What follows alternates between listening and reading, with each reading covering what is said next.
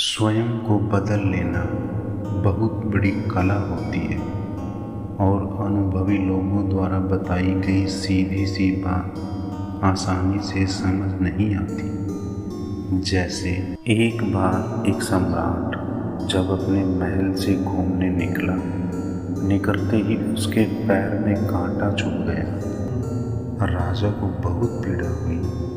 उसके राज्य में जितने भी विचारशील लोग थे, उन सब को राजा ने अपनी राजधानी में आमंत्रित किया। राजा ने उन लोगों से कहा कि कोई ऐसी आयोजना करो कि मेरे पैर में कभी कांटा न लगे।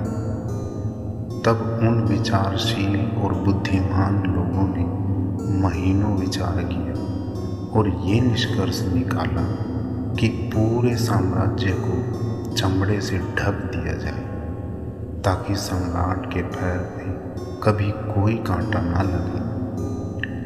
यह खबर पूरे साम्राज्य में फैल गई। किसान भी सहम उठे और सोचने लगे कि अगर सारे साम्राज्य की धरती को चमड़े से ढक दिया गया तो अनाज का एक दाना भी पैदा न हो सकेगा, क्योंकि सारी धरती अगर ढकी गई तो जीवन जीना असंभव हो जाएगा। हजारों लोगों ने राजा से प्रार्थना की कि हे महाराज, ऐसा ना करें और कोई दूसरा उपाय खोजें। विद्वान फिर बुलाए गए और उन्होंने कहा कि दूसरा उपाय ये है, धरती से सारी धूल और कांटे अलग कर दिए जाए। तब कांटों और धूल की सफाई का काम शुरू हुआ। हजारों मजदूर झाड़ू लेकर राजधानी के आसपास सफाई में लगे और रास्तों तथा खेतों को कांटों मुक्त करने लगे।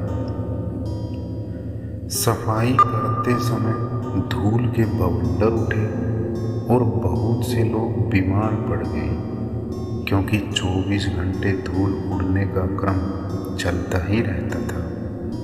लोगों ने राजा से फिर प्रार्थना की कि हे महाराज, अब तो सांस लेना भी मुश्किल हो गया है, कृपया कोई दूसरा उपाय निकालें।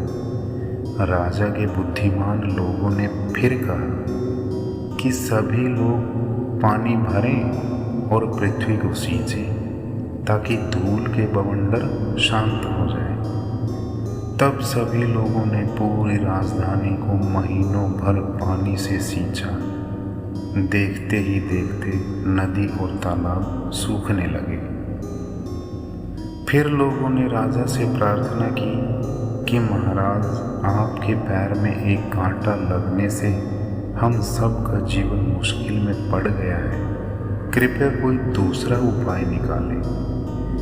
इतने समय में एक बुजुर्ग आदमी वहां आया और आकर राजा से बोला कि मैं ये जूता आपके लिए लाया हूँ, कृपया इसे पहन लें ताकि आपको कोई कांटा न लगे और हमारा जीवन भी बच जाए। राजा यह देखकर बड़ा हैरान हुआ और सोचने लगा कि क्या कोई इतना सरल उपाय भी हो सकता है? क्या कोई इतना बुद्धिमान हो सकता है जिसने इतनी सरलता से बात को हल कर दिया? यह देखकर राजा के मंत्रीगण उस बुजुर्ग के प्रति ईर्ष्या से भर उठे और कुछ दिनों बाद राजा को किसी तरह भड़काकर उस बुजुर्ग आदमी को राज्य से बाहर निकलवा दिया। यह कहानी बड़ी साधारण सी परंतु बड़ी अर्थपूर्ण है, क्योंकि दुख, अशांति और चिंताओं के कांटे हमें लगते ही रहते हैं और कोई उपाय समझ में नहीं आता कि इनसे कैसे बचा जाए। तथा कथित बुद्धिमानों की सलाह मानकर पूरी प्रकृति को दुखी करने की बजाय अपने पैरों को जूतों से ढकने की सलाह देने वाले को राज्य से बुजुर्ग आदमी की तरह ऐसे ही निकलवा दिया जाता है। बहुत कम ही लोग हैं जो अपने पैरों को ढकने की सीधी सी युक्ति अपनाते हैं, परंतु बुद्धिमान और तर्क वितर्क करने वाले लोग पृथ्वी को ही बदलने की कोशिश में लगे रहते हैं। आश्चर्य यही है कि सीधी सी बात कभी किसी को मुश्किल से दिखाई पड़ती है। मनुष्य को कांटे तो चुभते हैं, परंतु पैरों को जूतों से ढकने का सीधा सा ख्याल नहीं आता।